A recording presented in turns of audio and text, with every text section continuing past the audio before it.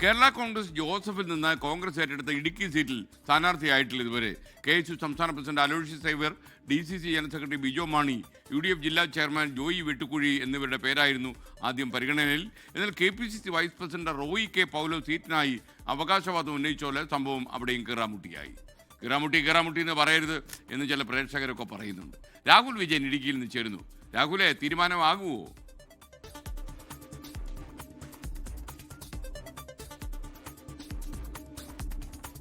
ഇടുക്കി സീറ്റിനെ പറ്റി ആളുകൾ കൗതുകത്തോടു കൂടി പറഞ്ഞിരുന്നത് ഒരു സിനിമാ ഡയലോഗായിരുന്നു, ഉടക്കി സാമി തേങ്ങ എന്നാണ്.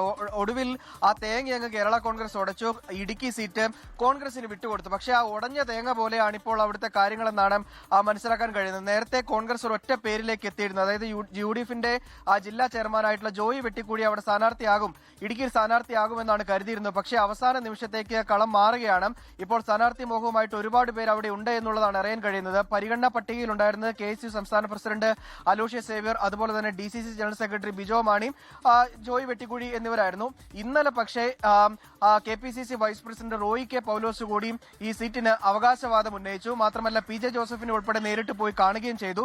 ജോയി വെട്ടിക്കുഴി സ്ഥാനാർത്ഥിയാകുമെന്ന് അറിഞ്ഞപ്പോൾ നേരത്തെ തന്നെ കേരള കോൺഗ്രസ് ജോസഫ് വിഭാഗത്തിന്റെ ഒരു വിഭാഗം ആളുകൾ ഇദ്ദേഹത്തിനെതിരെ, ഈ ജോയി വെട്ടിക്കുഴിക്കെതിരെ രംഗത്ത് വന്നിരുന്നു. അത് ചെറിയ പ്രതിസന്ധി ഉണ്ടാക്കുമോ എന്നുള്ള ഒരു ആശങ്ക കോൺഗ്രസ് നേതൃത്വത്തിനുണ്ടായിരുന്നു. അത് പരിഹരിച്ച് മുന്നോട്ട് പോകാമെന്ന് കരുതുമ്പോഴാണ് ഈ റോയി K പൗലോസ് PJ ജോസഫിനെ നേരിട്ട് കാണുകയും അതൃപ്തി അറിയിക്കുകയും തനിക്കും അവിടെ മത്സരിക്കാൻ ആഗ്രഹമുണ്ട് എന്നുള്ള ഒരാവശ്യം PJ ജോസഫിനോടും ഈ കോൺഗ്രസ് നേതാവായിട്ടുള്ള KPCC വൈസ് പ്രസിഡന്റ് ആയിട്ടുള്ള റോയി K പൗലോസ് പറഞ്ഞത്.